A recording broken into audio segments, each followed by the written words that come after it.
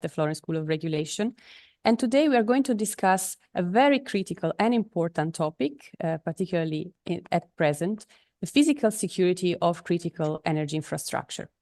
I hope you will enjoy the debate. And just before I pass on the floor to Alberto Potocznik, my colleague and scientific organizer of this debate, let me just remind you that rules are actually the same as last year. So please do not hesitate to intervene in the debate by using the Q&A box that you see here below, underneath our speaking faces. And as usual, we will take some of the questions for the second part of the debate. Thank you very much, and I give the floor to Alberto now. Thank you, Ilaria, and good afternoon, and Happy New Year to all of you from my side as well. Yes, indeed, it's a topic which is quite new for the Florence School of Regulation. On the other hand, it's a very important topic for the energy sector and for the economy more widely. Physical security came to the forefront 20 or more years ago with the 9/11 attacks on the US. And it was clear that major disruption can be caused by terrorist attacks, not only to energy infrastructure, but to life more widely. And then for a while, I mean, policymakers started to work on it, started to increase the defense against physical attacks to infrastructure in general, energy infrastructure. But the focus shifted to cyber attacks, and that seemed to be the next generation of security challenges. Until recently, when a couple of attacks of undersea gas pipelines called us back to consider that there is still the issue of physical security of energy infrastructure. It's not just cybersecurity. Energy infrastructure still needs to be defended. And then there is the issue which has emerged, which was there all the time, but is becoming a challenge that can be overcome, though, of physical defense or physical security being a national prerogative in Europe. But this has to do with EU or infrastructure of EU relevance. It's the same dilemma or the same interlinkage that we have, for example, with energy mix, which is still state prerogatives, versus security of the security of supply and the internal energy market. So I think we can deal with that, but obviously it involves or it implies greater complexity in how physical security can be secured. So not more from me, because, as I said, it's fairly new, and I think we want to hear more from our experts. And I'm very pleased to say that we have three outstanding experts for the opening part. We have Andris Piebalgs, Florence School of Regulation and former commissioner, on the policy framework for the physical protection of energy infrastructure. And then we have two more technical experts, Ricardo Passos Moreira de Sousa from the Joint Research Center, and Andrea Chitarro, chairman of the Security Study Group at Gas Infrastructure Europe. So without further ado, I will now give the screen to Andres for its opening remarks. Thank you, Alberto. Well, there is no real problem in Europe with a lack of policy framework for protection of critical infrastructure. It was recently updated, and I will come back to the issues. But I believe that two explosions or two damages done to our European energy infrastructure and under Baltic Sea brings the challenge to the new level. And just to come to this, I would try to start still about two major damages to European energy infrastructure. Let's take Nord Stream. So it's more than 1 year since that four explosions that destroyed pipelines, and we still have no identification of culprits and high uncertainty whether ever legally this case will be addressed. To make things worse, there is like a parallel in investigation by media, and they come to this suspicion that it was very simple. You just hire a boat, small, relatively 6 people, and then you work in Baltic Sea and explode major pipelines. And these are not in anywhere, but it is in a exclusive economic zone of EU member states. So the situation was very particular, but that nearly 1.5 years after, we have no real culprit indicated is a problem. So I think that's definitely comes from the first case. Baltic Connector is, I would say, is a game changer because the damage has happened 1 year after the Nord Stream. So we have been fully aware that this risk exists. And it's not very huge pipe, it's 77 kilometers. And I assume it was done with best existing technology. So what happened? The pipeline was displaced by 100 meters from its original position, with 4 kilometers of pipe misaligned now. And now it will be, in the best case, repaired until April. So it's the whole heating system or the maximum demand for gas pipeline is not existing. Yes, it's impacted the prices, but because of particular situation in Europe that we have full gas storage, the impact, I believe, on market and on our ability to pay has not been so huge. But now I'm coming to the most interesting part because the culprit in a way is identified. It's a ship that is dragging anchor and then displacing pipeline, displacing cables. And it was not noticed that ship behave in very strange. So the whole idea is that there is anchor found, but there is no very strong evidence. And cooperation with China that the ship was traveling with under the banner of Hong Kong is, well, uncertain. Let's say uncertain. Again, legally, who will pay the damages? It seems that there will be, again, no culprit precisely identified. It's too early to say, I would say, but the conclusions are that undersea energy infrastructure, or seabed infrastructure to be correct, is easy target and it's difficult to protect and also to prevent these incidents. Why it has not been discovered earlier? Well, we lived in slightly perhaps easier world, or perhaps nobody has thought about it, or perhaps the amount of seabed energy infrastructure has increased and will continue increase dramatically. So that means that we can't leave this issue just standing like nothing has happened. If we see other issues that are related, we have mentioned already cyber attacks, there have been physical attacks on energy onshore infrastructure in the United States, and we have also accidents like bulk carrier collided with a wind turbine foundation, and there are plenty of cables lost in the sea. So it's not necessarily hostile actions like in the 2 cases I mentioned, but there is particularity that it has changed. So it is a definitely higher level of challenge that we have. Additionally, until now, all the critical infrastructure in the EU has been seen well in the same way. Cable communication is as important as energy infrastructure. And I would say that could be questioned because energy infrastructure is particular in the case that there are real-time requirements, there are cascading efforts, there is integration of legacy technologies that makes it more vulnerable, and also repairing it under seabed, as I mentioned, with this damaged pipeline, it takes at least 5-6 months in the, nobody has experience until now. We will know when it will be done, but it's really challenging to repair installations and also cables.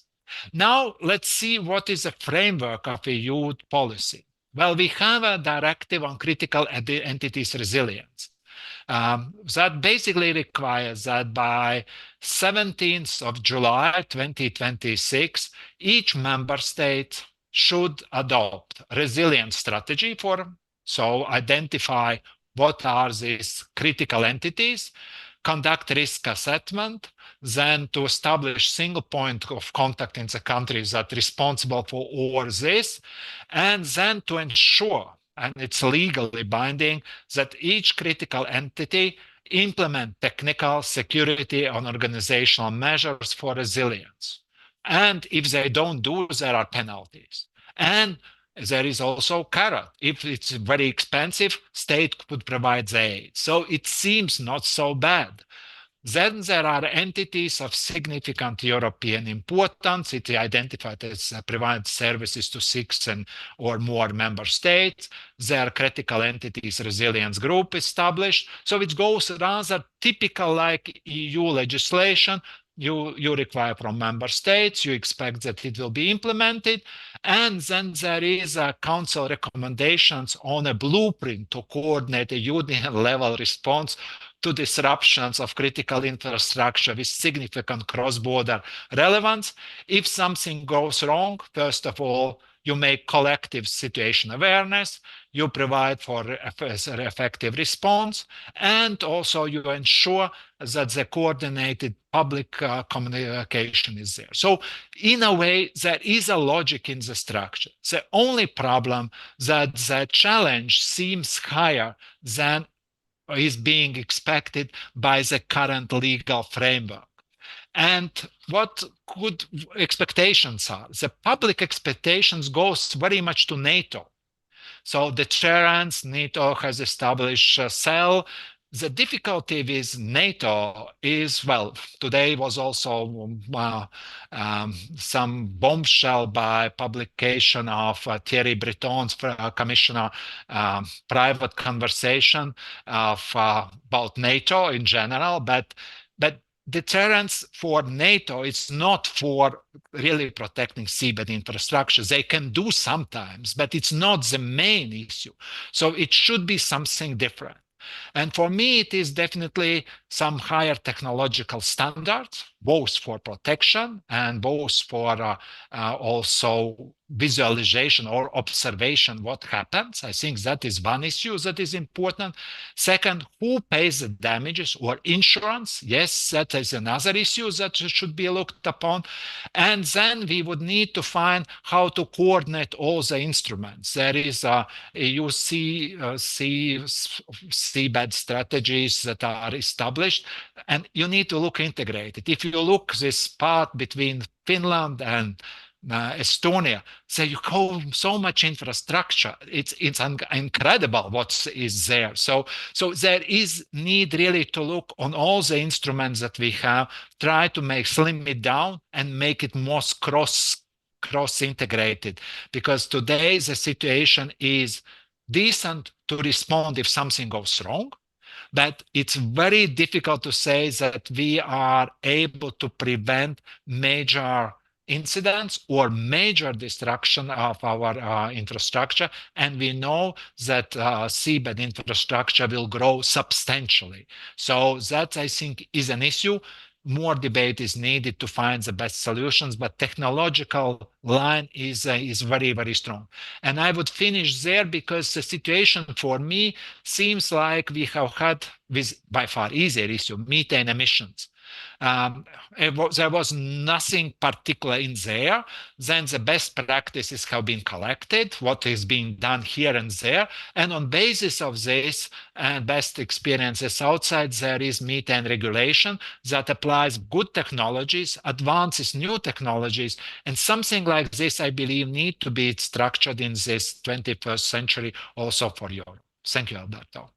Well, thank you, Andres. Very interesting. I just wonder whether the same openness that various parties had with methane emissions we would also see when it comes to security, which is typically, get more secretive because of you don't want to show the enemy, what your cards are. But we'll see. But thanks a lot for a very insightful opening presentation. Now I would move to Ricardo Passos Moreira de Sousa from, as I said, from the Joint Research Center, and we start to go into the technical aspects, right? Right. Thank you, Alberto. I have prepared a couple of slides just to follow a bit and put some keywords visually, even if it's in text for people. The Joint Research Center, let me just by introducing a little bit myself, is part of the European Commission. Our main mission is to support policymaking with scientific evidence. And so we have sites in several countries of Europe, the biggest one in Italy, in Ispra, where I'm talking to you from, where we have also the need to manage certain legacy infrastructure. So we had some nuclear reactors, etc. And so we have to abide to certain rules regarding physical security. But our experience, I think, can be extended and let's say transferred to the topic we are talking about today, which is the physical security of critical energy infrastructure specifically, but critical infrastructure in general. So we can go ahead and to the next slide to speak about the complexity of the context of what we are living today. Now we have critical infrastructure, energy infrastructure going smart. No, we are talking about smart grids, homes, households are connected, interdependency, interconnection between all kinds of critical infrastructures. Andres has correctly mentioned communication, cables all over the place, so the cabling becomes important. But this is something unavoidable, and if we are going really smart and taking advantage of this connectivity and of this exchange, etc., the transportation of the energy also is part, and of course the effort you need to protect whatever is carrying energy from one place to the other is completely different from something that is static and fixed. But again, we are also trying to create a better world, use more cleaner, more efficient technologies. We are trying to improve industrial competitiveness, etc. So if we have a disruption or if something happens, all this and the delays in producing certain types of equipment, chips, just to give an example, or energy intensive industry. I mean, it is also very bad from economic perspective, but also if we are going to fight climate change, and here we have the Green Deal of the European Union that we are trying to put forward, that is being discussed and trying to be less dependent on fossil fuels and other things. So if all the infrastructure and this critical infrastructure that we are building and creating to improve this aspect will be an issue.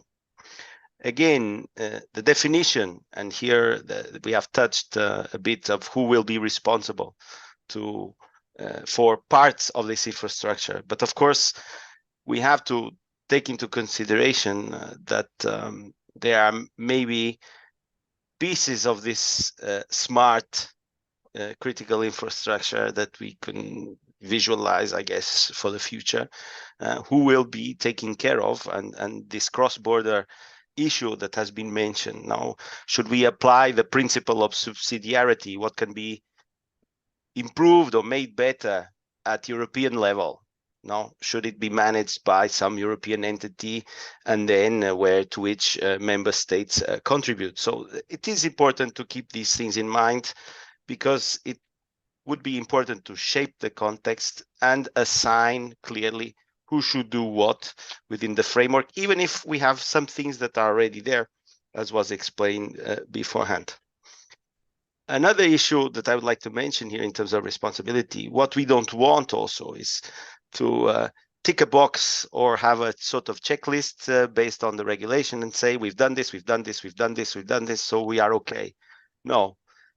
And so if we start to overregulate, this might be an issue, because it will be seen as a tick in the box.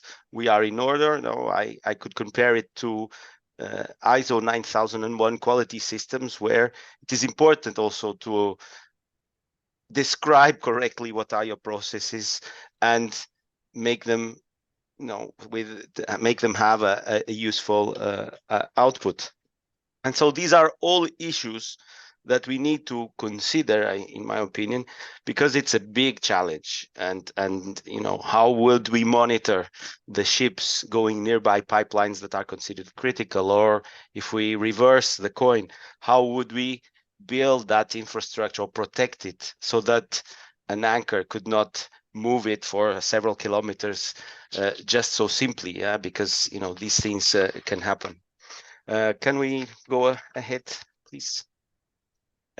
So here I've tried to summarize some of the principles that I think are extremely important now, and we can easily focus on people, processes, and technology.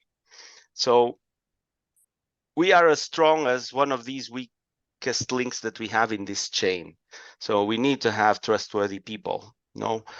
So if we have critical tasks, we should make sure that these are done by trustworthy, sourced into the organization, that are known and that maybe are able to do things in a certain way instead of outsourcing or subcontracting certain activities. So it already starts with looking at who is responsible for what, who has access to certain things. Another big issue that I often see is that, when we are talking about financing, sometimes we have to delay some maintenance. And of course, we all know that, the Morandi Bridge in Genova fell, and we are still, was it because of maintenance? It had a lifetime duration. Maybe it should have been substituted beforehand, many things. But we have to make sure that we can support this infrastructure during its full life with adequate maintenance and attention and things, and it's important.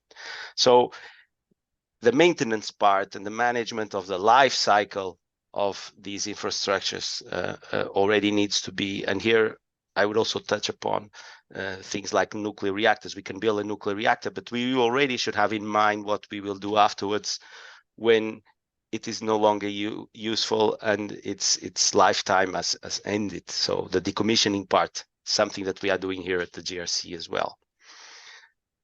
Another issue that often comes up is that if it works, we don't touch it. So we don't update it. We don't, as it runs, we leave it there for many years. And again, we have to do a regular review, maybe try to update with a more recent, more reliable system for which we may find or have adequate support, or find actual nuts and bolts and pieces to substitute eventual technical stuff that we need. So a good example is we have a perimeter fence that is 6 kilometers long at the GRC, and we have a plan over the years to substitute more or less 250 to 400 meters a year, so that we redo it.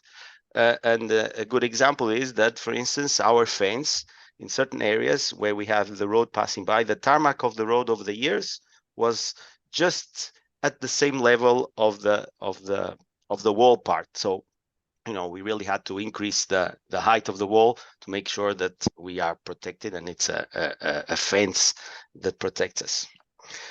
So this is good for the actual physical security, but there's also an aspect that sometimes, and this was a little bit mentioned, we should not reveal our secrets to our adversaries, or to who could do harm or could be looking into doing certain things with our infrastructure. I don't know, sabotage or whatever, just because we are interested in selling or making other things, or making more money, etc. And this is how we handle information. So here, I see that in many organizations, there's a lack of the use of markings and the idea of classification. So markings is to say that this is an internal document and has to be handled in a certain way with certain instructions. And classification presumes also, it's a different level, that you have verified or you can trace back, let's say, whoever has had access to the information, who has made copies of the information, etc. So it's very important. Of course, you have to rate this information. Here we have this SIA model, so confidentiality, integrity, availability, because availability is also an important aspect. And here I would like to introduce the concept of vital records. So I have not seen many organizations identify their vital records. So if something really happens, a bomb, something gets destroyed, whatever you would need to rebuild what already exists. So this idea is also something that should be taken into consideration. And of course, there are many technical solutions. I don't think that's the easy part, from having an air gap, a completely segregated, physically separate network where you can connect things, so that you have to be physically in a certain location to connect to certain equipment, to certain things, to all kinds of level of encryption. So these are things that need to be taken into consideration, because whoever's on the other side will focus on what is our weakness, and maybe it will be people, because they will send you a phishing email or a spear phishing email or whatever, and people will click on those attachments if they are not aware, and maybe they have circumvented any kind of protections we have from the technical level, like antivirus or filtering at server level. So there are things that we need to take into consideration. May I ask you to wrap things Yep. up? Could we go to the next slide? There are some fundamental security principles. Here I've just mentioned 3. Again, the need to know design basis threat, where people usually do not forget insiders. And of course, defense in depth, where you define what you have to protect and you have multiple layers of protection. Next slide, please. And here we have physical barriers and other things. And training and awareness is important, as well as metering and monitoring. Again, next slide. The need to take action is there, and I fully support what has already been mentioned. So we should have a sort of kind of common vision, and size matters. If everybody has the same problem and we tackle the same things, it's important. We should also think about strategic autonomy, being able to do things in Europe instead of being dependent on other countries or other areas of the world. We have a project that's called EarnSIP, that's related to critical infrastructure at the GRC, where we try to share best practice and codifine certain standards with all parties involved and stakeholders. And I think this is important. And last but not least, I would invite people to pay attention now, because we should expect the unexpected. We might just see the tip of the iceberg, and then we have to tackle these issues. And of course, I think if we do this together, we are much stronger than everybody or each member state doing things individually. And with this, I pass back to you, Alberto. Thank you very much, Ricardo. I think you're right. Expect the unexpected. I think the attack on the Twin Towers in 2001 was unexpected, something that no one had thought about it. And as Andrew was saying, it was not expected that 2 incidents in undersea or seabed pipeline would happen in the same year or so, within 12 months. So indeed, that's probably the challenging task of security experts. Next is Andrea Chitarro. He's chairman of the Securities Study Group at GIE, and the idea of having GIE in this debate is because the last 2 incidents that we've already discussed happened with gas infrastructure. There seems to be the target, or the main target, for physical attacks. So, Andrea, the screen is yours. Thank you very much, Alberto. Thank you for inviting me in this debate. I find it very interesting because it's focusing again on physical security that in the last years seemed to be a sort of hidden matter because we focused a lot on cybersecurity, But the attack mentioned before against Nord Stream 1 year and a half ago was a sort of wake-up call, in my opinion. I mean, there is not just a cybersecurity problem. We have a more extended problem related also to physical security.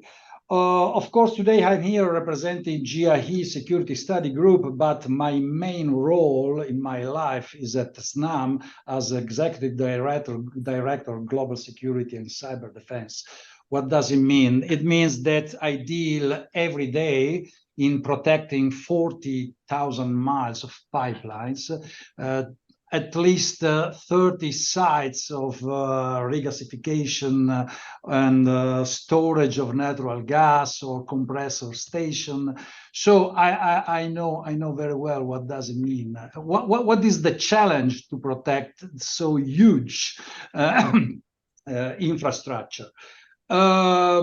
I deal with critical infrastructure protection since 2010 when I joined SNAM. I participated in ISPRA in a lot of meetings in the past because there was the TNCAP, the Thematic Network on Critical Infrastructure Protection, very active at the time for the collaboration between the private companies, because never forget that most of the critical infrastructure are managed by private companies in Italy and in Europe. And it means, in my opinion, that the first line of defense is composed by the private company. In GIE, what we try to do is very simple: is to share best practice, is to share experience, is to share information.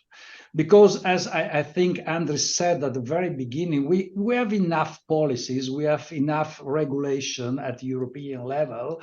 Now what is not time anymore to write, is not time anymore to think, is time to act. And time to act means develop collaboration between the public and the private sector on this on this matter. You know, because I think that today, as we said, is a very great challenge, and a sole private company cannot face this challenge. We need to discuss the problem, to face with this problem strongly together, the public institution. Protecting, for instance, an undersea pipeline between Tunisia and Italy, 200 kilometers of undersea pipeline, is a great challenge. We can, of course, using technology, we can monitor what happened, but having a collaboration as in Italy, for instance, with Navy is essential. And we established the same kind of collaboration in Tunisia recently, because we need the support of the public institution in this great challenge, you know. And so for me, the main points to work on are public-private collaboration and information sharing. Because today, having information in advance can help the private companies also in addressing their own investments, you know, because SNAM, for instance, invests a huge amount of money every year in protecting our infrastructure. But we need to know where are more sensitive parts of our country if we have to focus on, and this help comes only from the private, the public institutions. Never forget also that the first directive in terms of critical infrastructure is from 2008. It's very old, in my opinion. And what happened that the member states didn't find a very common sensitivity on this after on the implementation of this directive. It means that a state implements something, another state implements something else, but in the end, we didn't reach the target we have. Create a common field, create a common sensitive. Now we have another opportunity. The critical entity regulation, the new directive that now is in place. In the coming 2 years, the member states have to implement in their own regulations. So could be a very important opportunity if we don't do the same mistake we did in the past. For instance, identify in every single private operator the security liaison officer, for instance, is very important. Who is in a private company the point for institution to deal with? Identify this role. It is, in my opinion, very important. It could add a lot of value in this common challenge. Again, there are the regulations, but regulations are not enough. We need to promote a very strong cooperation between companies and public bodies, because this is the only way. Nobody has a final solution. Nobody has a real solution on this very complex matter. I think that the only way is to reinforce this collaboration between private companies and public bodies. Thank you, Andrea. I think you raised probably an obvious, but I found interesting aspect, which is the fact that the first line of protection is probably provided in many cases by private companies, which opens the issue which was raised a few years ago when cybersecurity came to the forefront, or whether whether the protection interest of private companies are fully aligned with the protection interest of the system as a whole. Exactly. And how regulation can make sure that the two are aligned. So this is a normal issue in regulation, and I wonder whether beyond the cooperation there should be also some economic regulation of security on energy infrastructure to make sure, as you said, you mentioned the fact that sometimes a company needs to be told which energy infrastructure, which areas are the most sensitive, more problematic when it comes to security, and this is something that regulation can convey to the companies in a structured way. But so another dimension probably to be explored. Yeah. Okay, so now I pass the screen to Ilaria for introducing the two next speakers, after which we'll go for the polls. So and I would like to again invite attendees of this event. If you have questions, please don't hesitate to put them in the Q&A, and we'll run them after the polls. So Ilaria, and thanks a lot to all the speakers so far. Great. Thank you very much, Alberto. Indeed, a very interesting opening, lots of points that we can hopefully discuss later on, also with the more input. But now I have the great pleasure of introducing our two panelists. We have with us Ambassador Reka Shemerkeni. Welcome and thanks for being with us. She's not only a geopolitical expert and advisor, she was also the former ambassador of Hungary, extraordinary and plenipotentiary to the United States. So it's really a pleasure for us to have you here today.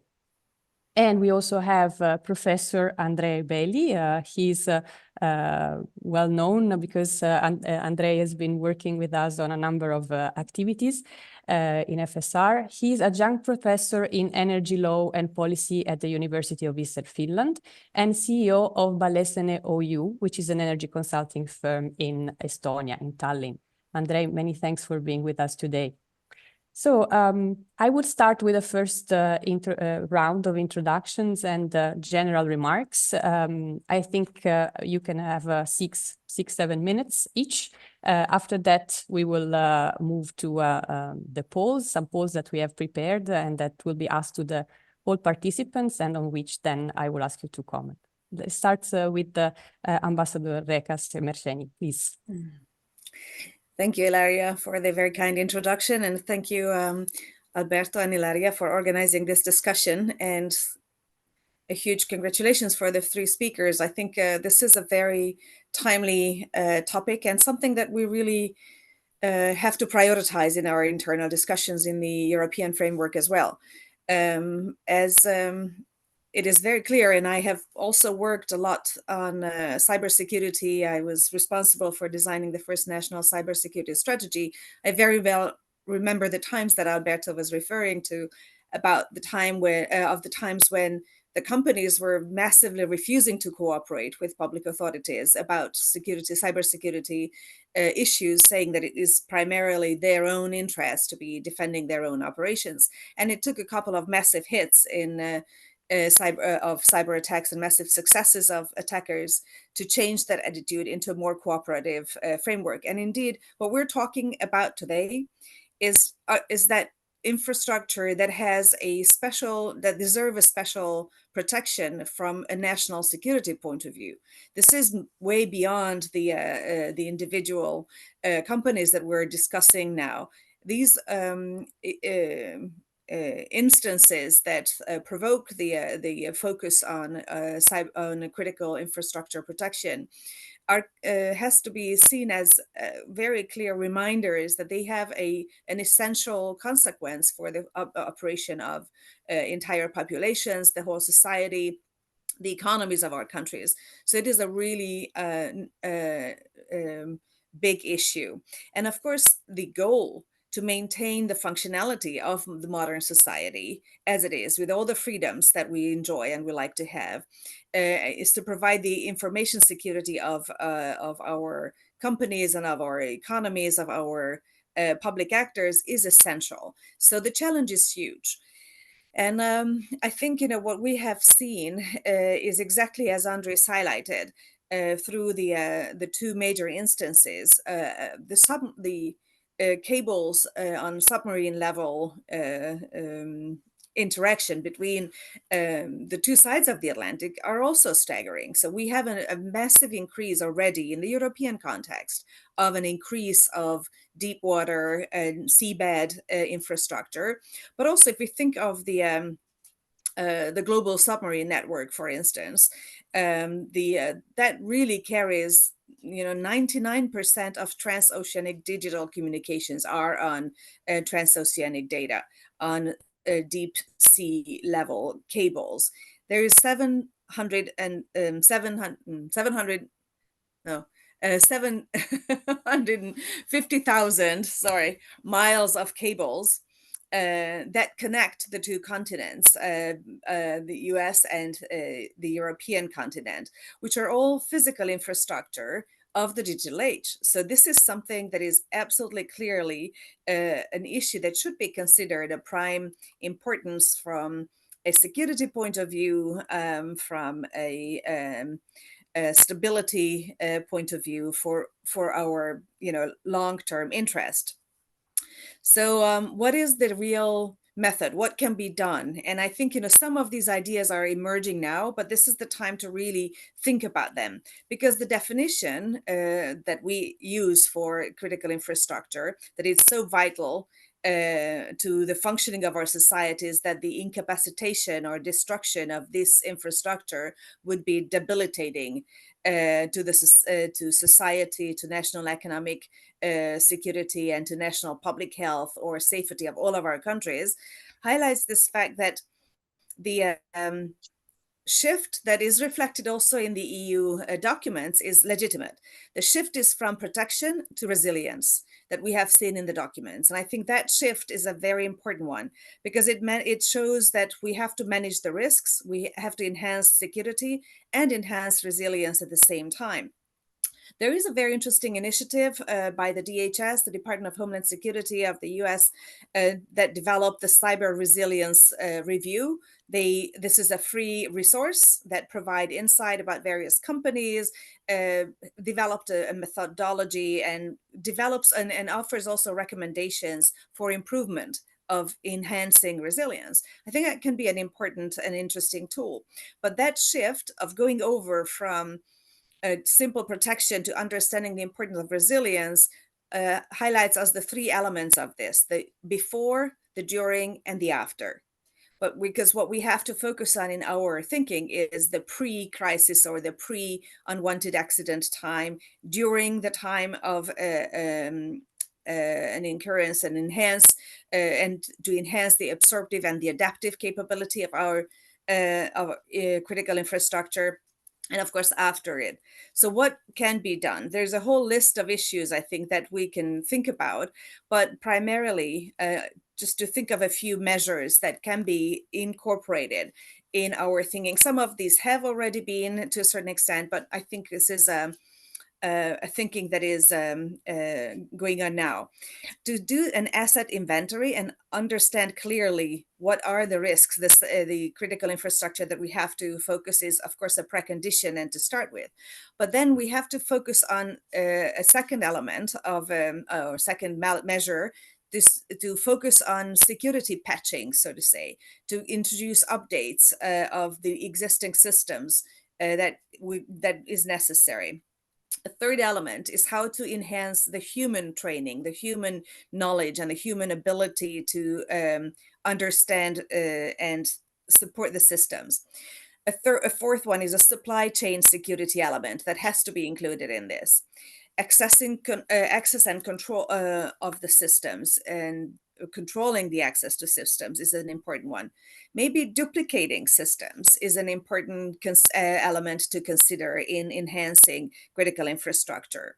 Also, physical defense of the critical infrastructure has to be, as a parallel to the cybersecurity element, has to be brought back. Sea monitoring, a stricter regulation of sea trade, over areas of critical infrastructure in seabed, legal demonstration of the intruders.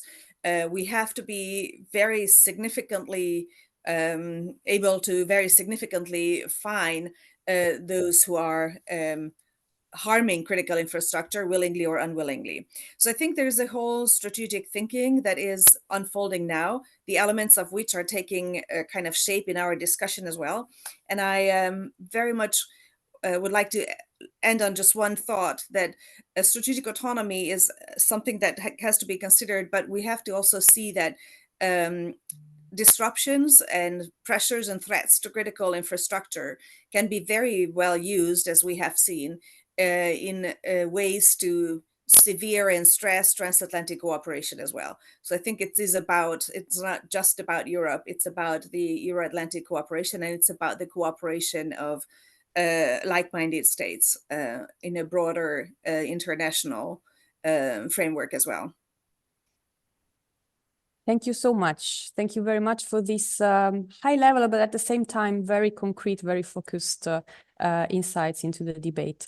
I'm moving now to our second panelist, Andrei, who will probably give a slightly more academic perspective, but still very interesting, I'm sure, answers to these big questions that we've been raising so far. Andrei, we count on you.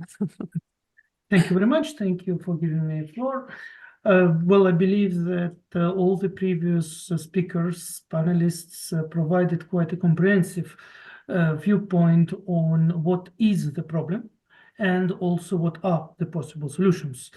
So I have an easy task. I can only add some of the elements that I think are important. What I'm primarily would like to focus on is the offshore infrastructure, offshore grids, and offshore pipelines, and also everything related to offshore LNG facilities, including bunkering.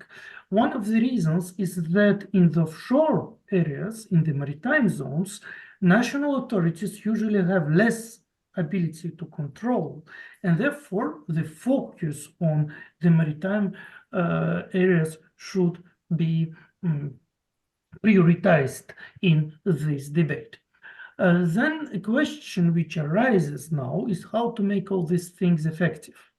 because there are a number of initiatives which are already existing at the EU level, at the transatlantic level, EU, NATO task force, and so on.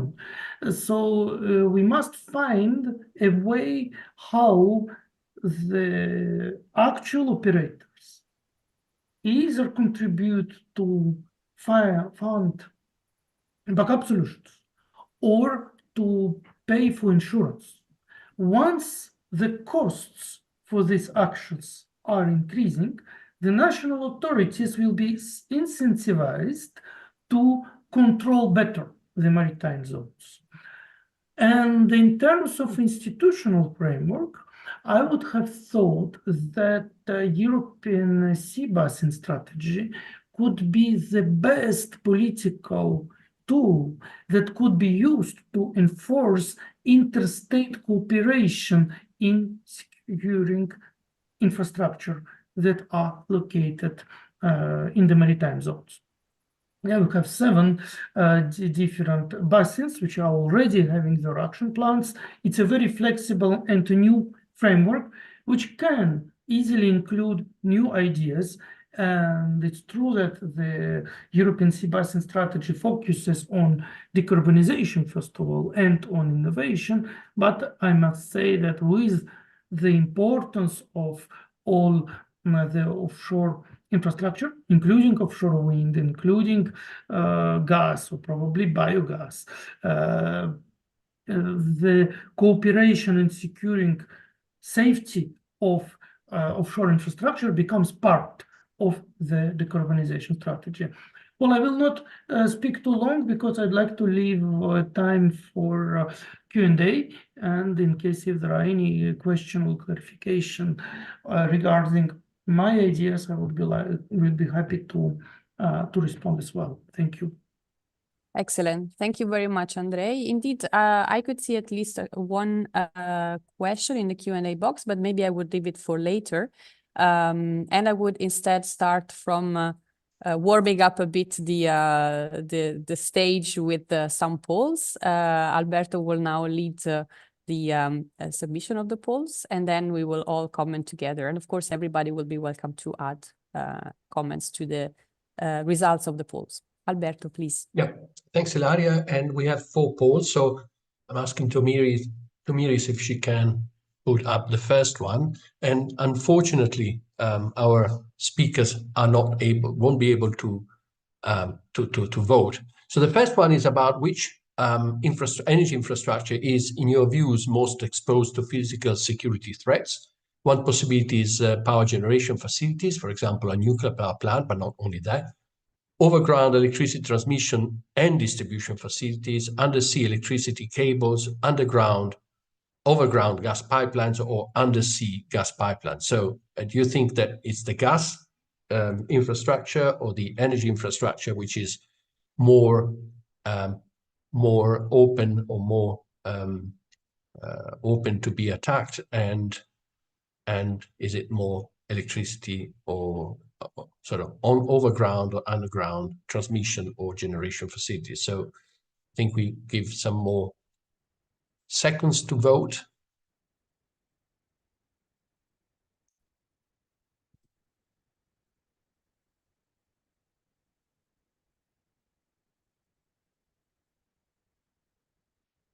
That is quite interesting because there seems to be some consensus that it's either overground transmission distribution facilities or underground gas facilities, which is it's at the two extreme of the range. Okay, that's interesting, and maybe later on our panelists and speakers can comment on this result. The next one is on the risk at the moment and in the future, whether you, given the current geopolitical context, whether you assess the current and future risk of physical attacks to energy infrastructure in comparison with the past to be increasing, broadly similar, decreasing, or you have no views. So please, again.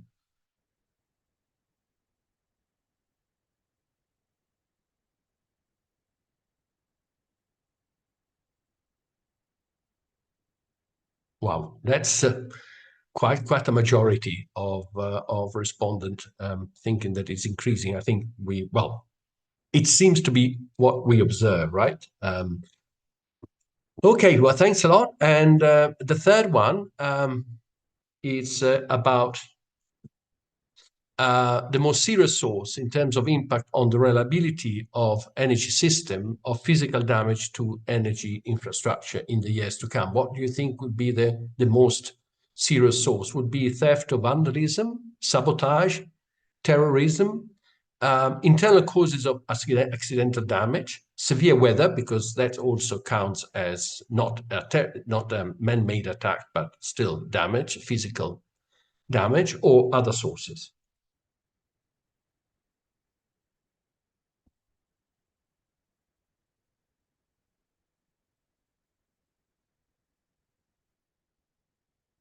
Well, sabotage, which is interesting. And well, okay, then there is the weather.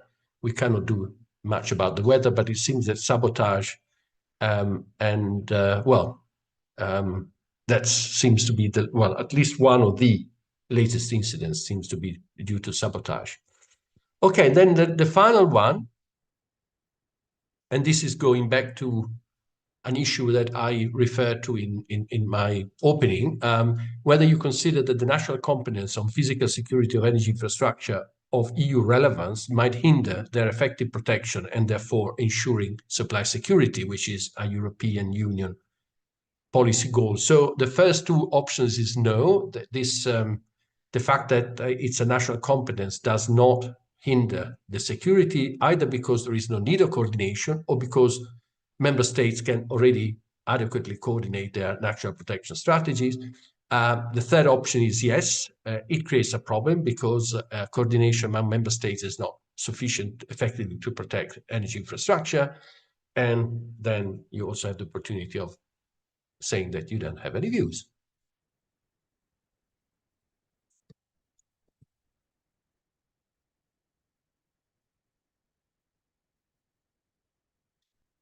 Okay, there seems to be some, clear majority thinking that the fact that security is a national prerogative might create an issue when it comes to energy infrastructure of EU relevance, and that the voluntary coordination of member states may not be sufficient.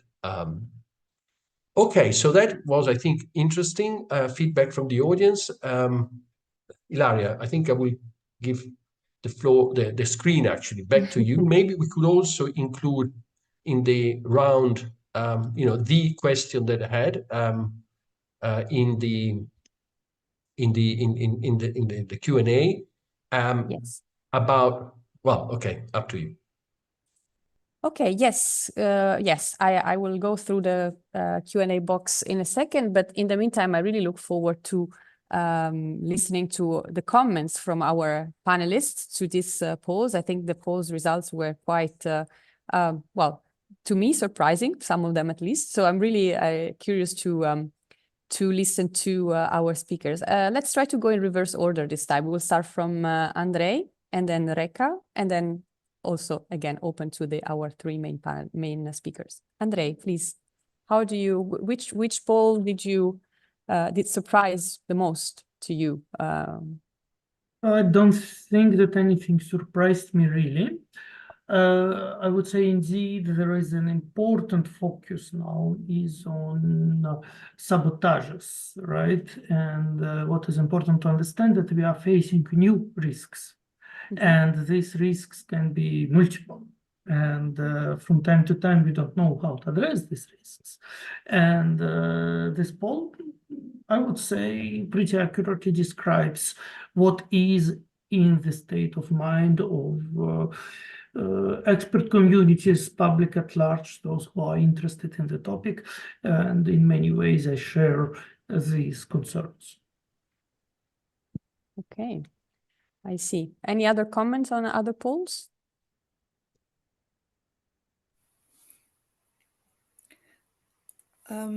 I would say it's I was very happy to see the polls results, because I thought it really reflects a very good understanding of the reality and of the challenges that we're living in. So I'm very glad to see that in our audience, and I think they have a very legitimate reason to be concerned and to prioritize these issues. I would say, obviously, after the experience of 2 years of the most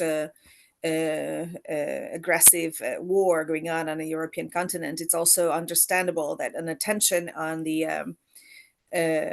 over the surface infrastructure, critical infrastructure, is legitimate, and it is a very important element as well. So I think we have this dual sort of focus. It's good to see.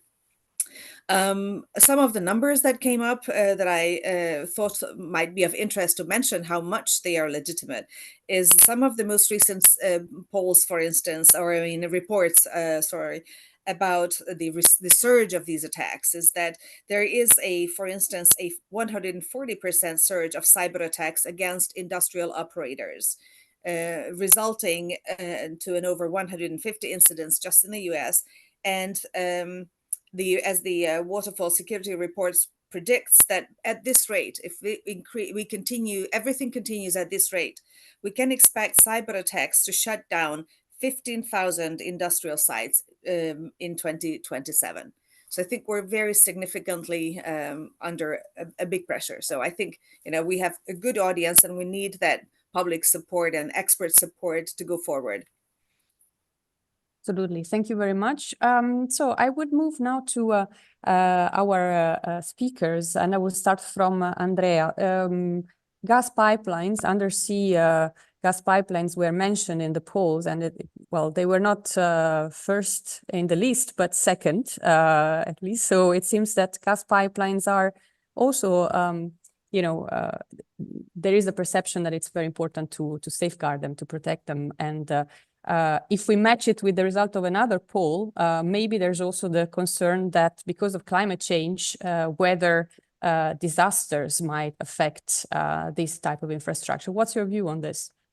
I'm really not surprised at the result of the polls, but undersea gas pipelines, but because of what happened recently, and in terms of perception, the security, following what happened at a moment, it's a risk, because after a few months of 1 year, we forget what happened, and okay, it's not a problem anymore. The problem is to be always ready, because what happened at the Nord Stream could happen at TAP pipeline, for instance, or other very important sources for the security of supply.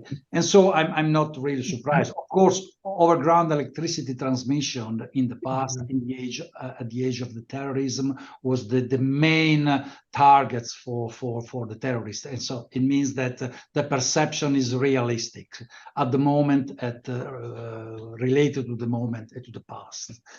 So gas pipelines, for sure, are a crucial element for critical infrastructure protection. It's why we are working hard within GIE to share within our members the best practices of our experience, trying to protect better and better every day our infrastructure. But again, it's a great challenge. And remains a great challenge. Yes, indeed. Thanks a lot, Andrea. Riccardo, can you comment in general on the results of the polls? For me, I think when I said I was surprised about this concern about the weather, because sabotage is easy. Everybody's can be concerned about something unpredictable, but maybe there is something we can do to reduce a bit the climate change impact. So that was my surprise. But please, the floor is yours.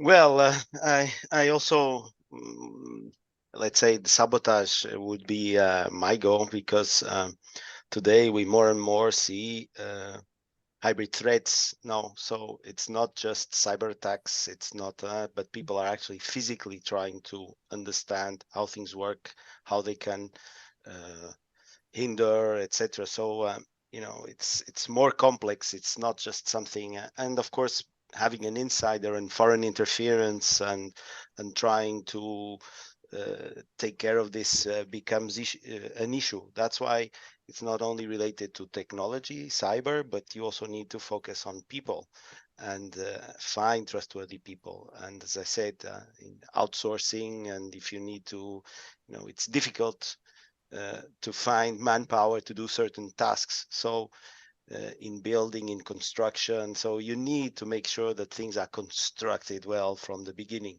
It's not just a question of design, it's also the implementation. So I think there are many things that need to be considered in this context. And of course, weather effects mean, and as was mentioned before, resilience. We need to have backups. We need to have alternative paths to supply or transport or to do something. So if we do not get it from here, we get it from somewhere else. So what we have tried here, at least, is always to have double systems. If one system goes down, another one comes up. If someone is not available, and this was something that COVID taught us, because we would need physically people on site. And so if everybody got sick at the same time, how would we be able to, the idea to identify, I've mentioned in terms of information, vital records, but key roles, and to have someone that can be a backup and take a decision. So it's not just having a backup site for your systems, but it's also having backup people. So again, we go to this people, technology, and processes. So you need to put in place these processes and these backups and on-call systems and all these kind of things. So it is extremely important. And all this goes to tackle severe weather issues, sabotage. And so you really have to think in a we have a wider vision of things and not just concentrate on physical security. That's why we were discussing also with Alberto that we should not just focus on cyber. We should not just focus on physical. Maybe we should have a complete overview of the whole security system of this particular infrastructure. Yes, indeed. And it doesn't seem to be univocal. Security, it entails so many dimensions. And I liked also very much what Reka mentioned in her introductory speech, that it's before, during, and after. So it's the life really cycle. Yes, it's in an intersection of so many dimensions that Yes. makes the picture extremely complex. Ilaria, may I add something about what Ricardo said now? Just mention Please. that the importance of a comprehensive approach to security, because now sharing the responsibilities of security within a company, cyber or in a department, physical in another department, crisis management or resilience in other departments are not a good approach. The best approach today is to have just one big umbrella, or just a big department in where security as a whole can be approached, can be managed. This, in my opinion, not just because it's the SNAM model, but because, in my opinion, is the best way to manage security nowadays. Sorry. Hey, no. I agree with you, Andrea. I agree with you. And that's why it's good to have different perspectives in this debate. Exactly. Thank you so much. Andres, comments on the polls. I think the striking results were the 82% majority thinking that risk has increased, and also the big majority in the last poll mentioning that, this division of competences between EU and national level may be more counterproductive than anything. What's your view? I think what concerns onshore, I would say the current model could work reasonably well. We have also electricity directive and regulation. We have gas. There, I don't see such a difficulty between national sovereignty and European market. I think it would work more or less, and with current directive. Where I see the difficulty is definitely offshore or on seabed, because there I mentioned where we have had the sabotage. It was an exclusive economic zone of member states. Could they have prevented themselves? It's rather difficult. Together, perhaps it would be better. But I think Andrea and also Ricardo mentioned, I think when seabed we look, we definitely need to have integrated approach. We have communication, we have gas pipelines, but will have enormously electric cables. And that is something what the audience has at this stage has not taken so much into account because there are not so many. But if I see developments in North Sea and in Baltic Sea and in general sea basins, there will be plenty of cables. And today, 50%, more than 50% that is being damaged in one or a different, it's cables. It's nothing else. And this is not sabotage. It's just technical problems, as I understand. So there you really need common strategy, because if you go there, you protect the pipeline and there is also a lot of other infrastructure. So you need to change the models. And to find the best model, how to deal with this, I believe that the existing professionals need really to discuss as openly as possible, perhaps not to go into details, but agree on a couple of things. And that could be implemented even through today's legal instruments. It's not necessarily that you need to build a new instrument. You really discuss what really is needed to integrate this approach and then to find the best way forward, not making as a objective to make a new regulatory instrument, but really to say where are the deficiencies, where are these new challenges, and we see that they are, and how to tackle them in the most safest way to prevent sabotage, not just to react after things happen, but to prevent as much as possible. It's perhaps not 100% that you could do, but there I see the gap. Prevention is a problem. So reaction after, we are still rich enough. We can pay from public coffers, but even there, I would say we need to find the better economic models, that the ones that invest in protection are rewarded, because otherwise, who would invest if state will, at the end of the day, or EU will pay the damage costs? So that's not logical. It should be done in investment, and that I think should be the same rules for everybody, that each company that operates infrastructure invest in best technology, best people, best developments. And this is not so easy to find, but this formula need to be established. Thanks a lot, Andris. Yes, Alberto, please. No. I just a comment. A lot of cables are damaged every time they dig up a road. There is always a cable on the way, despite the fact that these should be mapped. So I think, but these are not what we're worried about. I think because this has been going on for forever, and this is not sabotage. No, I was thinking that perhaps there are a couple of questions in the Q&A box. Yes, well, with the help of Andris and Andrei, let's say the most technical ones were already replied to. So thank you very much for your help on this. There is one that I actually very much like, because it's something that hasn't emerged yet in the debate. Do you think that there is, actually this is a question for everybody who wants to respond. Do you think there is enough awareness among citizens on the risks the energy infrastructures will face in the upcoming years? If not, do you think that raising the awareness can or will help in the future? And I guess that's always difficult to strike a balance here. So a very delicate, I think, matter. So what's your approach or your institution's approach to this so far? Ricardo, would you like to start? Well, it's like with the security, and people take it for granted. They expect it to be there.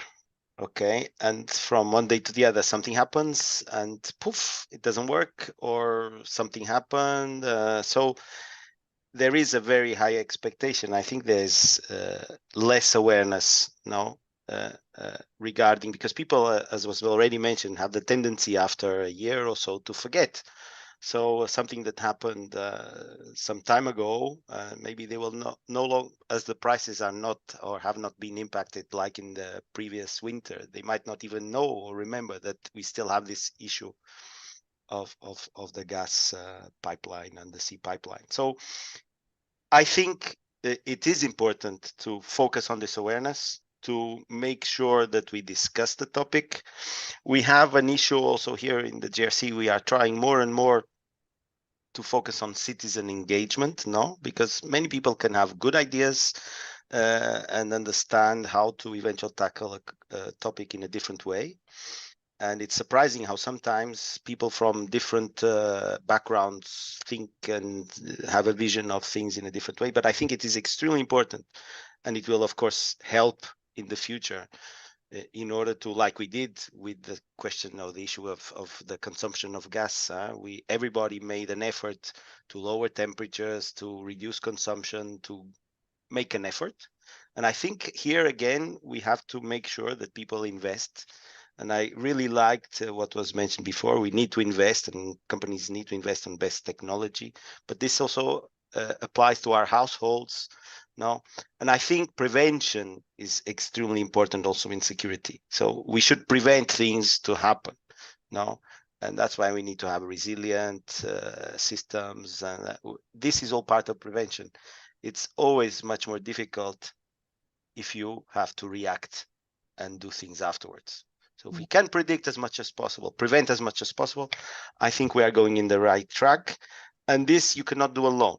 And I think here everybody should do their little part. All right. Thanks a lot, Ricardo.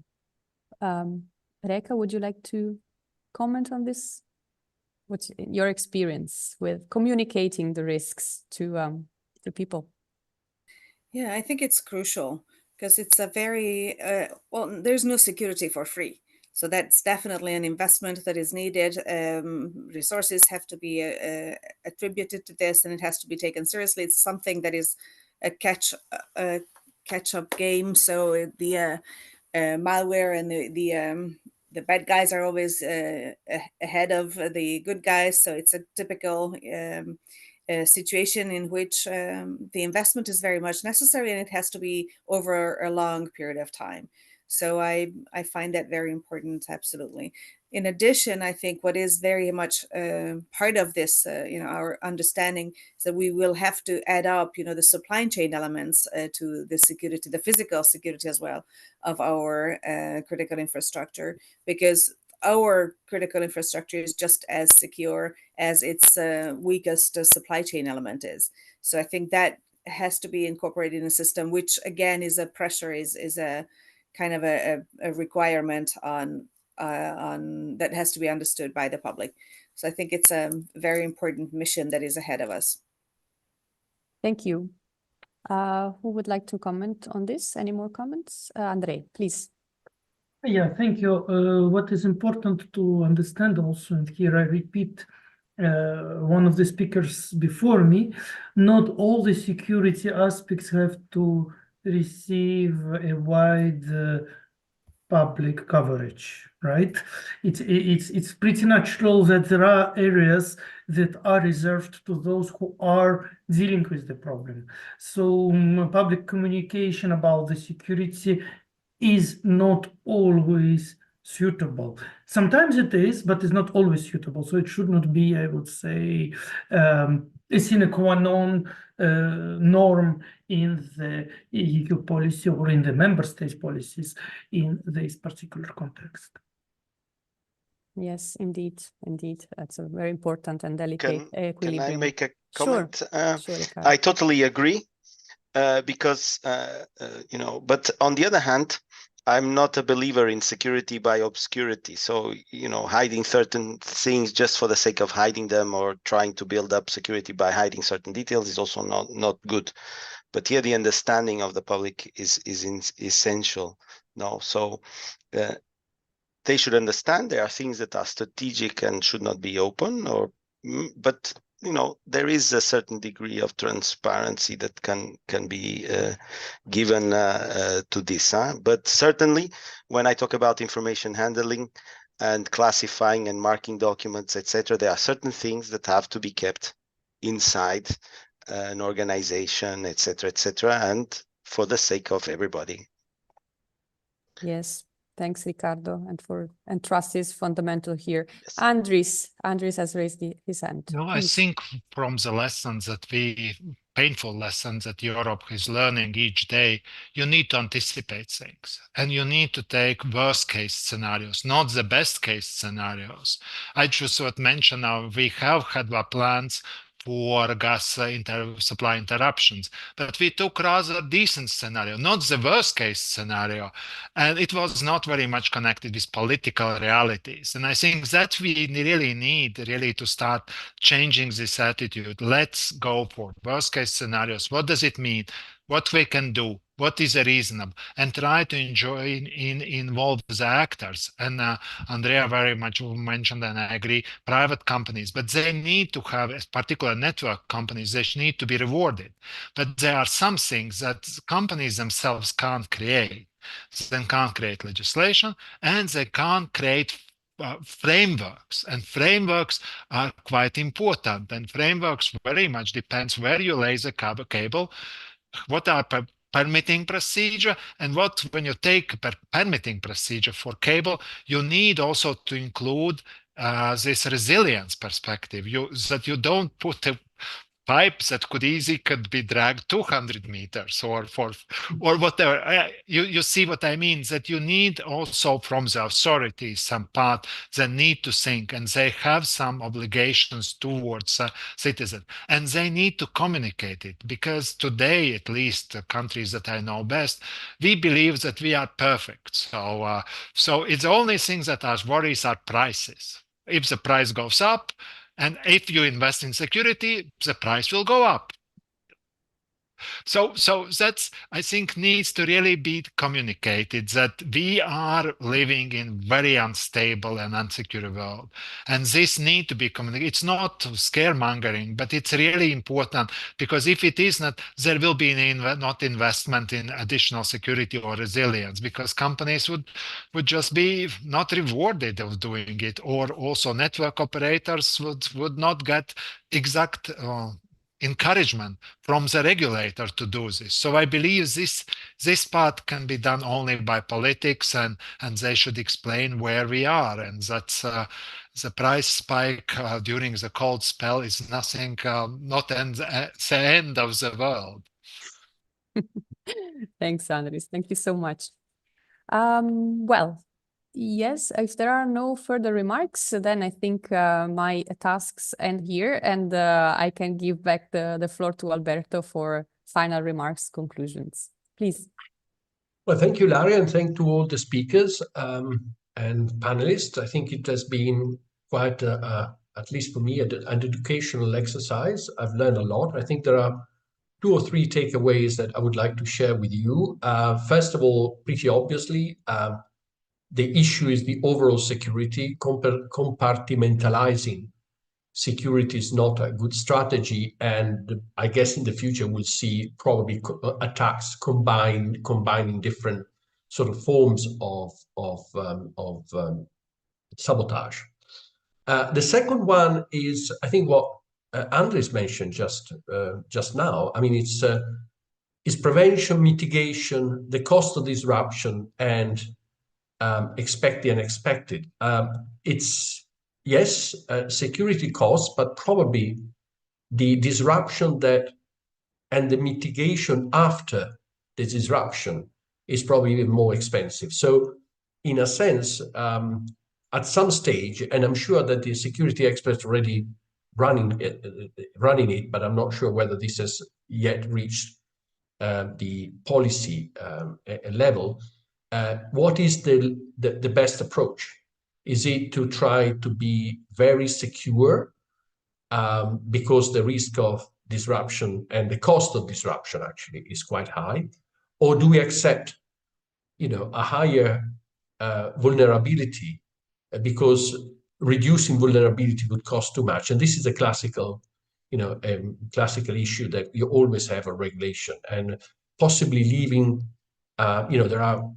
this issue could be left to be dealt with to politicians and policymakers, or to the companies themselves. And this is another discussion to be had. One of the questions in the Q&A was whether, given that member states may have different tolerances and different approaches to security, whether it would not be also a good idea to try to promote some sort of cooperation between the involved private entities, so that you have both, member states to talk among themselves, but also the companies talking among themselves, which are probably doing, but in a more structured way.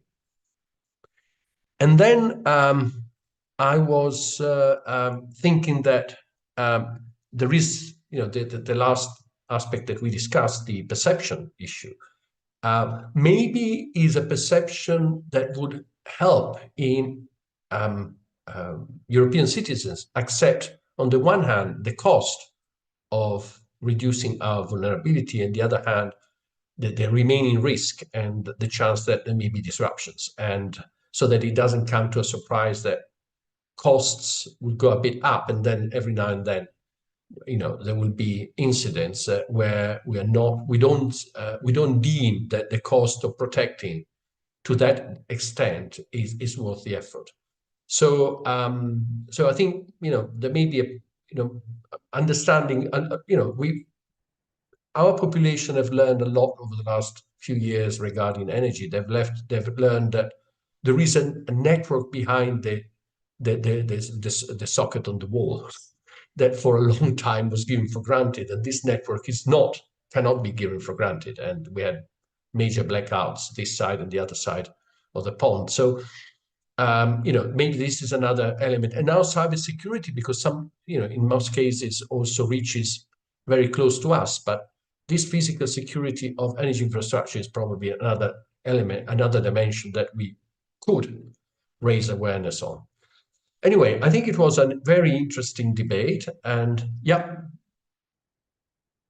Somebody wants to intervene still? No?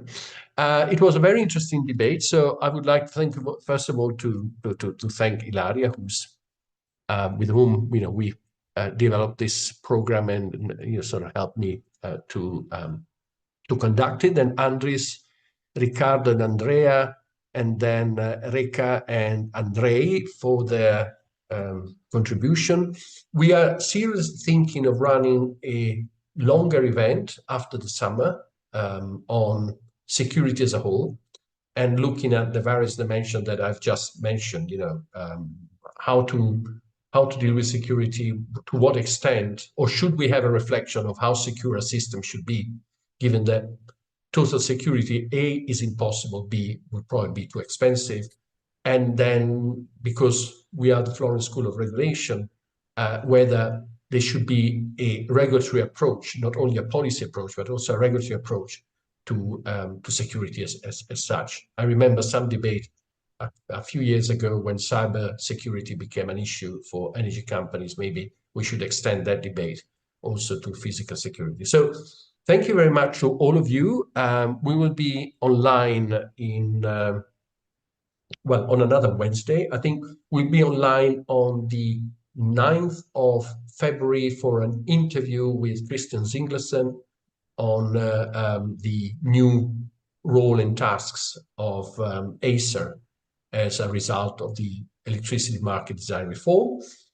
But 7th of February, Albert. 7th of February, sorry. Yes, you're right. 7th of February. But there is plenty on our website, so keep an eye. And last but not least, I would like to thank Tomiris, who has been working behind the scene to make this happen, and without whom nothing would have happened. So thanks a lot. Have a good afternoon, and see you soon online.